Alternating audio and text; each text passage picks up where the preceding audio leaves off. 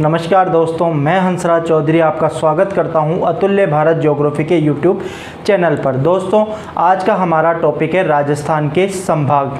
जब हम राजस्थान में संभागीय व्यवस्था की बात करते हैं तो हमने इतिहास में पढ़ा कि राजस्थान स्वतंत्रता के समय कई रियासतों में बटा हुआ था। राजस्थान 19 रियासतों, 3 ठिकानों तथा 1 केंद्र शासित प्रदेश में बटा हुआ था। जब सरदार वल्लभ भाई पटेल के द्वारा राजस्थान के एकीकरण की प्रक्रिया प्रारंभ की गई तो 30 मार्च 1949 को, तारीख ध्यान दीजिएगा, 30 मार्च 1949 को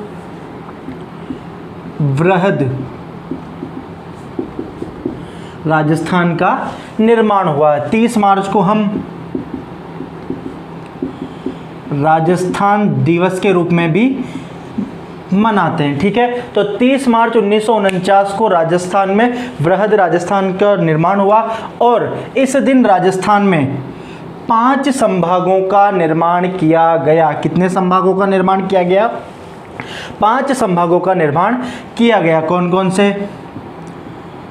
जयपुर, जोधपुर, उदयपुर,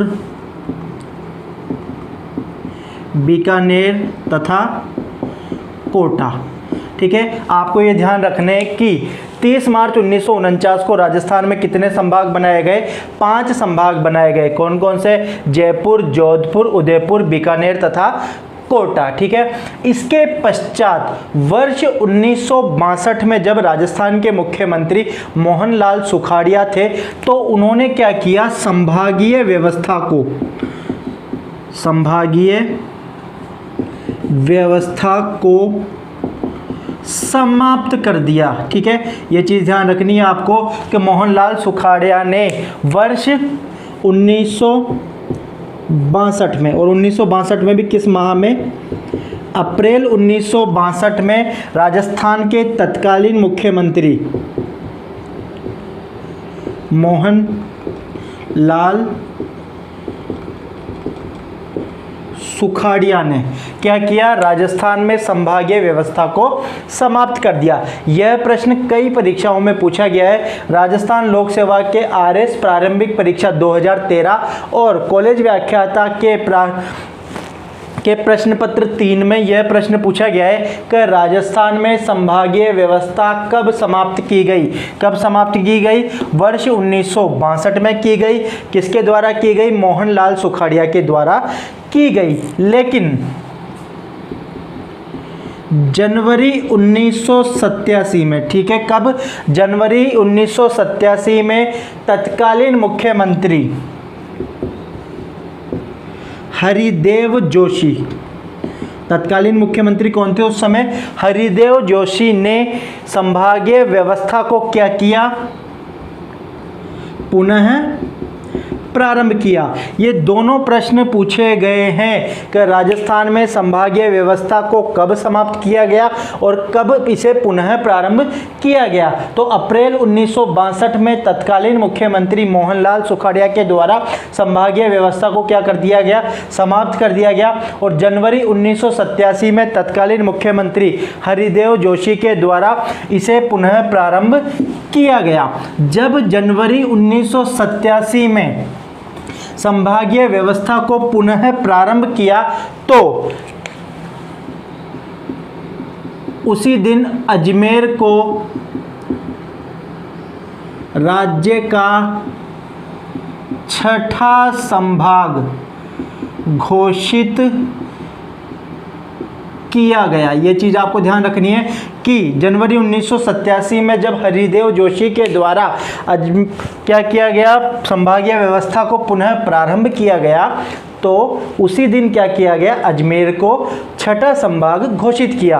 30 मार्च 1949 को हमने पढ़ा कि राजस्थान में कितने संभाग बनाए गए थे?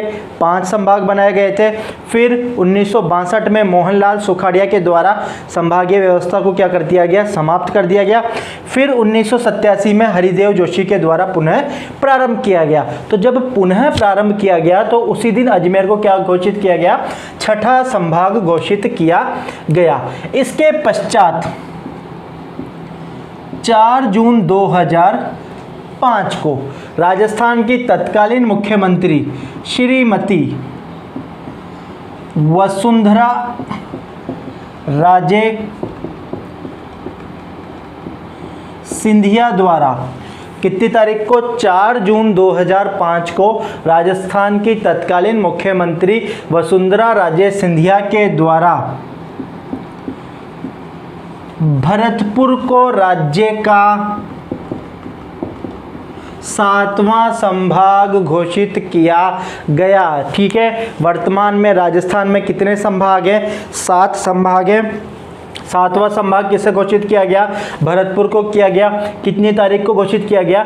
4 जून 2005 को भरतपुर को संभाग घोषित किया गया। तो सिंपल सी चीज़ आपको याद रखनी है कि राजस्थान में कुल संभाग कितने हैं? 7 हैं। 5 संभाग तो प्रारंभ में एक साथ घोषित किए गए, उसके पश्चात जनवरी 1987 में अजमेर को 6ठा संभाग घोषित किया गया और 4 जून 2005 को भरतपुर को 7वां संभाग घोषित किया गया।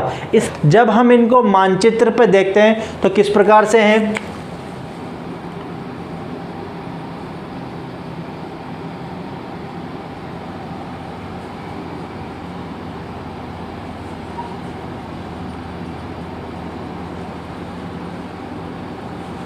जब हम राजस्थान की बात करते हैं तो एक चीज़ ध्यान दीजिएगा, आपको रटने की कोई आवश्यकता नहीं है कि किस संभाग में कौन सा जिला आता है। सिंपल सी चीज़ है, जो निकटवर्ती जिले होंगे वह एक संभाग में होंगे। ऐसा कभी नहीं होगा कि यहाँ पर जोधपुर संभाग है और उसमें कोटे जिले को शामिल कर लेंगे। जो आजू बाजू के जिले होंगे, जो निकटवर्ती जिले होते हैं, उनको एक संभाग में शामिल किया गया है। जब हम राजस्थान में संभागों की बात कर रहे हैं तो कितने संभाग पढ़े हमने? 7। कौन कौन से? जयपुर, कोटा, भरतपुर, अजमेर, उदयपुर, जोधपुर तथा बीकानेर। कितने संभाग है राजस्थान में? 7 संभाग हैं। कौन कौन से? जयपुर, बीकानेर, जोधपुर, उदयपुर, अजमेर, कोटा तथा भरतपुर। ठीक है, पहले तो हमें क्या याद रखना है कि राजस्थान में संभाग कितने हैं? 7 संभाग है। इसके बाद इसमें से प्रश्न किस प्रकार से बनते हैं कि हमें क्या करना है कि संभागों में कौन कौन से जिले शामिल हैं। एक तो ये पूछा जा सकता है कि आपसे निम्नलिखित में से कौन सा जिला जोधपुर संभाग में नहीं है शामिल। ठीक है, तो 3 तो जो शामिल होंगे वो दे देंगे ऑप्शन में और एक जो शामिल नहीं है। ठीक है, तो इनको याद करने के लिए आपको राजस्थान का नक्शा भरना आना चाहिए। ठीक है, अब हम बात करते हैं इनके क्रम से, एक एक संभाग को पढ़ेंगे और उनमें से क्या क्या प्रश्न पूछे जा सकते हैं उसके बारे में चर्चा करेंगे। सबसे पहले अगर हम बात करें तो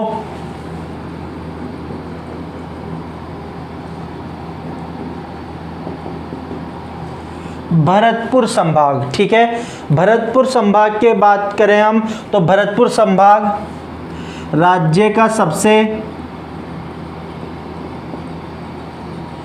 नवीनतम संभाग है। ठीक है, अभी हमने पढ़ा कि 4 जून 2005 को भरतपुर को क्या घोषित किया गया? संभाग घोषित किया गया। कौन सा संभाग घोषित किया गया? 7वां संभाग घोषित किया गया। ठीक है, तो भरतपुर संभाग राज्य का सबसे क्या है? नवीनतम संभाग है। ठीक है, कौन से नंबर का है? 7वां। अगली चीज आपको याद रखनी है कि 7वां संभाग कौन सा है? भरतपुर है। ठीक है, भरतपुर संभाग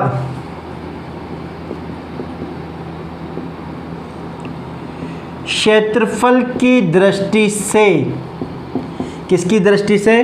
क्षेत्रफल की दृष्टि से राज्य का सबसे छोटा संभाग है। ये आपको याद रखना है। प्रश्न पूछा जाता है कि क्षेत्रफल की दृष्टि से सबसे बड़ा संभाग कौन सा है, क्षेत्रफल की दृष्टि से सबसे छोटा संभाग कौन सा है। तो जब हम बात कर रहे हैं सबसे छोटे संभाग की, तो क्षेत्रफल की दृष्टि से राज्य का सबसे छोटा संभाग कौन सा है, भरतपुर संभाग। यह संभाग पूरे राज्य के क्षेत्रफल का लगभग 5.3% क्षेत्र रखता है। कितना प्रतिशत क्षेत्र रखता है, 5.3% क्षेत्र रखता है। ठीक है, इसके बाद अगर हम बात करें कि इसके निर्माण में किन किन जिलों को बनाया गया, तो देखिए पहले जब भरतपुर संभाग नहीं था तो यहाँ पे जयपुर था और यहाँ पे कोटा संभाग था। जब भरतपुर का निर्माण किया गया तो जयपुर संभाग से 2 जिलों को लिया गया। कौन कौन से, भरतपुर और धौलपुर। ठीक है, भरतपुर तथा धौलपुर 2 जिले लिए गए और कोटा संभाग से भी 2 जिले लिए गए, करौली तथा सवाई माधोपुर। और इन 4 जिलों को मिलाकर के भरतपुर संभाग का निर्माण किया गया। ठीक है, तो आपको ध्यान रखना है भरतपुर संभाग में कितने जिले आते हैं, 4 जिले आते हैं। ठीक है, कौन कौन से, तो एक तो भरतपुर स्वयं, भरतपुर के जस्ट नीचे की तरफ कौन सा आ जाता है, धौलपुर। ये दोनों किस संभाग का हिस्सा थे भरतपुर के निर्माण से पहले, तो यह दोनों जयपुर संभाग का हिस्सा थे। ठीक है, एक कौन सा जिला, करौली तथा एक सवाई माधोपुर। ठीक है, इन 4 जिलों को मिलाकर भरतपुर को संभाग घोषित किया गया। इसके बाद अगर हम बात करें कि सबसे कम लिंगानुपात वाला संभाग कौन सा है, तो आपको ध्यान रखना है कि राजस्थान में न्यूनतम लिंगानुपात वाला संभाग कौन सा है, भरतपुर। यह प्रश्न अपन जब राजस्थान की जनगणना के टॉपिक को पढ़ेंगे तब भी इनको डिस्कस करेंगे। अभी आपको केवल इतना सा ध्यान रखना है कि न्यूनतम लिंगानुपात वाला संभाग कौन सा है, भरतपुर। ठीक है, तो क्या क्या हमने पढ़ा कि सबसे नवीनतम संभाग कौन सा है, भरतपुर। 7वें नंबर का संभाग कौन सा है, भरतपुर। क्षेत्रफल की दृष्टि से सबसे छोटा संभाग कौन सा है, भरतपुर। कितना प्रतिशत क्षेत्र रखता है पूरे राज्य का, लगभग 5.3% क्षेत्र रखता है। भरतपुर संभाग में कौन कौन से जिले आते हैं, तो भरतपुर, धौलपुर, करौली तथा सवाई माधोपुर। तथा न्यूनतम लिंगानुपात वाला संभाग भी कौन सा है, तो भरतपुर। इसके बाद अगर हम बात करें कोटा संभाग की, अगला संभाग कौन सा आता है हमारा, कोटा संभाग। इसको हाड़ौती संभाग भी कहा जाता है। ठीक है, कोटा संभाग को क्या कहा जाता है, हाड़ौती संभाग भी कहा जाता है। जब हम कोटा संभाग की बात करते हैं तो कोटा संभाग में 4 जिले आते हैं। कौन कौन से, कोटा, बूंदी,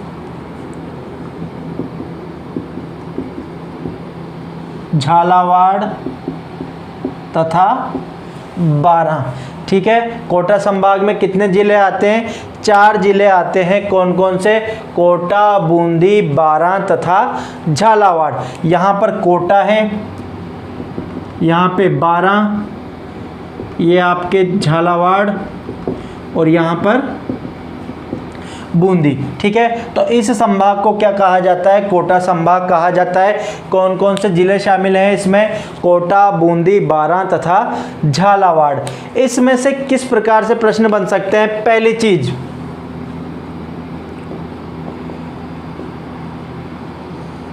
सर्वाधिक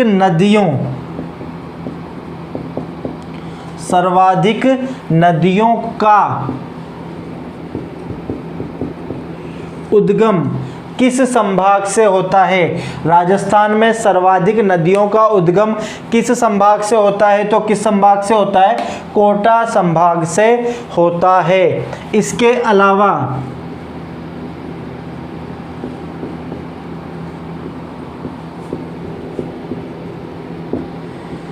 न्यूनतम जनसंख्या वाला संभाग कौन सा है? राजस्थान में न्यूनतम जनसंख्या किस संभाग की है? तो किस संभाग की है? कोटा संभाग की है। इसके बाद अगर हम बात करें कौन सा संभाग? जयपुर संभाग। तो जयपुर संभाग में कौन कौन से जिले आते हैं? तो आपको याद रखना है कि जयपुर संभाग में जो जिले आते हैं वो कौन कौन से हैं? जयपुर, इसके ऊपर यहाँ पर सीकर और यहाँ पर झुंझुनू, इधर की तरफ अलवर और यहाँ पर दौसा। ठीक है, 5 जिले आते हैं जयपुर संभाग में। कितने जिले आते हैं? 5 जिले आते हैं। कौन कौन से आते हैं? तो जयपुर स्वयं, दौसा, अलवर, सीकर तथा झुंझुनू। यह 5 जिले जयपुर संभाग के अंतर्गत आते हैं। जब हम जयपुर संभाग के बारे में बात करते हैं तो एक चीज ध्यान दीजिएगा, सर्वाधिक जनसंख्या वाला संभाग, याद रखिए आप कि राजस्थान में सर्वाधिक जनसंख्या किस संभाग में पाई जाती है? तो जयपुर संभाग में पाई जाती है। दूसरी चीज, सर्वाधिक जनसंख्या घनत्व, सर्वाधिक जनसंख्या घनत्व किस संभाग में पाया जाता है? तो जयपुर संभाग में पाया जाता है। इसके अलावा सर्वाधिक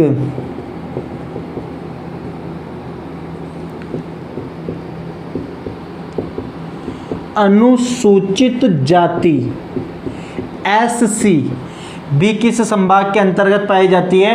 तो जयपुर संभाग के अंतर्गत पाई जाती है। ठीक है, आपको ये 3 चीजें याद रखनी है कि राजस्थान में सर्वाधिक जनसंख्या किस संभाग की है? जयपुर संभाग की है। सर्वाधिक जनसंख्या घनत्व किस संभाग का है? तो जयपुर संभाग का है। और सर्वाधिक SC यानी अनुसूचित जाति किस संभाग में पाई जाती है? तो जयपुर संभाग में पाई जाती है।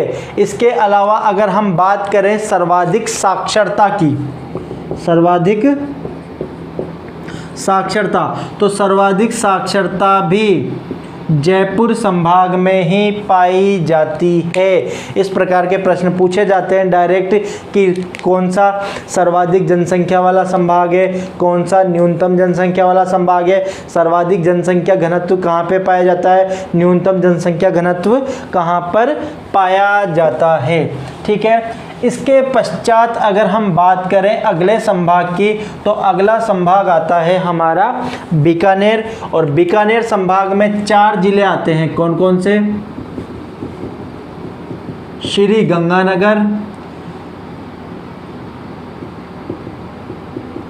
हनुमानगढ़, चूरू और बीकानेर। राजस्थान में सर्वाधिक उत्तर में स्थित संभाग है। और कौन कौन से जिले आते हैं इसमें? बीकानेर तो स्वयं हो गया, इसके अलावा श्री गंगानगर, हनुमानगढ़ तथा चूरू। जब हम बीकानेर संभाग की बात करते हैं तो एक चीज ध्यान दीजिएगा, बीकानेर संभाग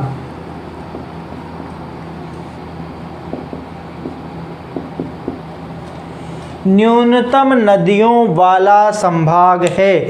आपसे पूछा जाए राजस्थान में सबसे कम नदियां किस संभाग में बहती है, तो किस संभाग में बहती है? बीकानेर संभाग में बहती हैं। ठीक है, इसके पश्चात अगर हम बात करें तो अगला संभाग आता है हमारा जोधपुर संभाग। और जोधपुर संभाग में कौन कौन से जिले आते हैं?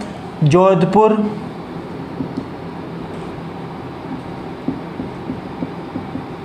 जैसलमेर, बाड़मेर, जालोर, सिरोही तथा पाली। जोधपुर संभाग में कितने जिले आते हैं? 6 जिले आते हैं। ठीक है, यह प्रश्न भी पूछा जाता है, ध्यान दीजिएगा। राजस्थान में केवल 2 ही संभाग ऐसे हैं जिसमें 6 जिले आते हैं, एक तो जोधपुर संभाग तथा एक आएगा हमारे उदयपुर संभाग। कौन कौन से 6 जिले आते हैं जोधपुर संभाग में? तो जोधपुर स्वयं, इसके पश्चात जैसलमेर, बाड़मेर, जालोर, सिरोही तथा पाली। ठीक है, जोधपुर संभाग क्षेत्रफल की दृष्टि से,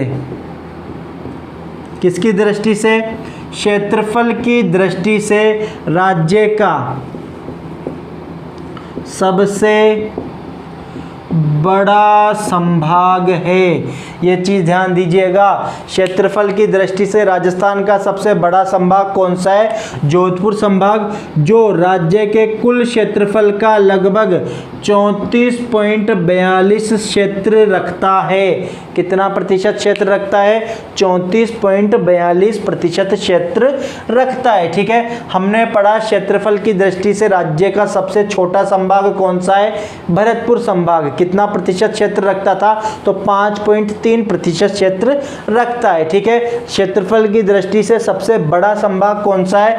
तो जोधपुर संभाग। कितना प्रतिशत क्षेत्र रखता है? तो 34.42% क्षेत्र रखता है। ठीक है, फिर हमने पढ़ा था कि जनसंख्या घनत्व की दृष्टि से राज्य का सबसे बड़ा संभाग कौन सा है? जयपुर संभाग। तो जनसंख्या घनत्व न्यूनतम किस संभाग में पाया जाता है? तो जोधपुर संभाग में पाया जाता है। ध्यान दीजिएगा, अगर हमसे पूछे कि सर्वाधिक जनसंख्या किस संभाग की है? तो जयपुर की। और सर्वाधिक जनसंख्या घनत्व किस संभाग का है? तो दोनों किस में है? जयपुर में। लेकिन अगर न्यूनतम जनसंख्या पूछी जाती है तो कोटा संभाग, और न्यूनतम जनसंख्या घनत्व पूछा जाता है तो कौन सा संभाग आ जाएगा? हमारा जोधपुर संभाग आ जाएगा। ठीक है, इसके बाद अगर हम बात करें उदयपुर संभाग की, तो उदयपुर संभाग में भी 6 जिले शामिल हैं। उदयपुर संभाग में भी कितने जिले शामिल हैं? 6 जिले शामिल हैं। कौन कौन से? उदयपुर, उदयपुर के बाद डूंगरपुर, बांसवाड़ा, प्रतापगढ़, चित्तौड़गढ़ और राजसमंद। ठीक है, कौन कौन से 6 जिले शामिल हैं? तो बात करें तो उदयपुर, उदयपुर के बाद डूंगरपुर, बांसवाड़ा, प्रतापगढ़,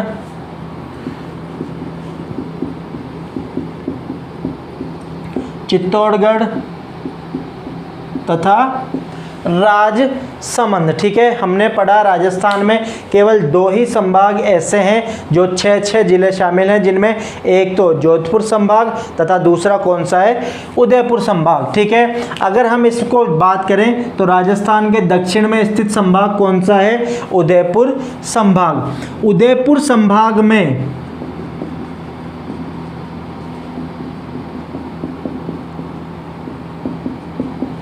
राज्य में सर्वाधिक लिंगानुपात पाया जाता है। यह प्रश्न पूछा भी जाता है कि सर्वाधिक लिंगानुपात वाला संभाग कौन सा है? तो कौन सा है? उदयपुर संभाग। इसके अलावा अगर हम बात करें सर्वाधिक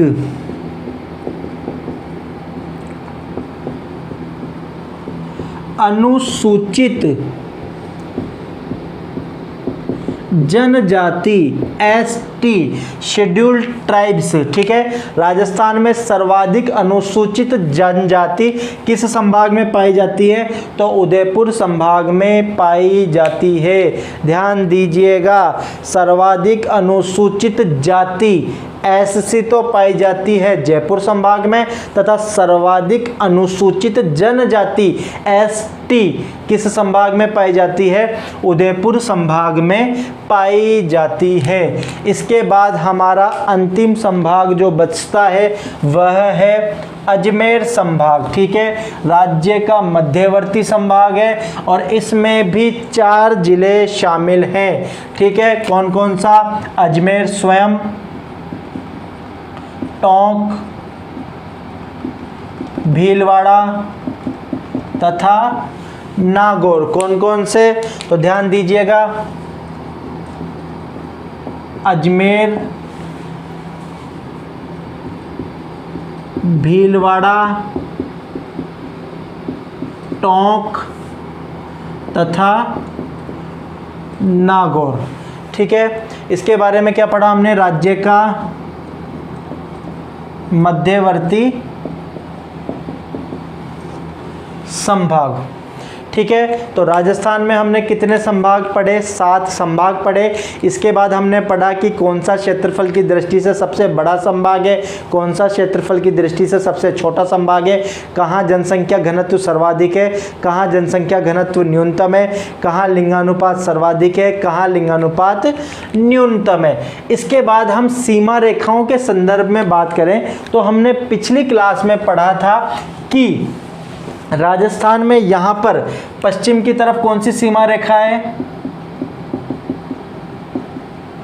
अंतरराष्ट्रीय सीमा रेखा। ठीक है, जिसको रेड क्लिफ रेखा भी कहा था, जो पाकिस्तान से लगती है। ठीक है, और जब हम इधर की बात करते हैं पूर्व दिशा की, तो यहाँ पर अंतरराज्यीय सीमा रेखा है। जो राजस्थान की अंतरराज्यीय सीमा रेखा है वह 5 राज्यों से लगती है। कौन कौन से? पंजाब, हरियाणा, उत्तर प्रदेश, मध्य प्रदेश तथा गुजरात। तो इसके संदर्भ में संभाग के किस प्रकार से प्रश्न बन सकते हैं, एक बार उनको डिस्कस करते हैं। देखिए, राजस्थान के केवल 2 संभाग ऐसे हैं। कौन कौन से? एक तो बीकानेर संभाग तथा एक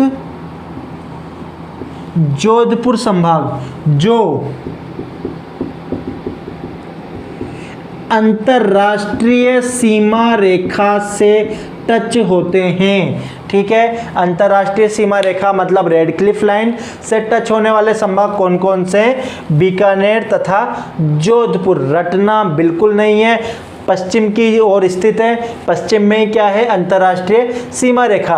तो एक तो हो जाएगा बीकानेर संभाग तथा एक कौन सा हो जाएगा? जोधपुर संभाग, जो अंतरराष्ट्रीय सीमा रेखा से लगते हैं। ठीक है, फिर अगर हमसे पूछा जाए कि अंतरराज्यीय सीमा रेखा पर स्थित संभाग कौन से हैं?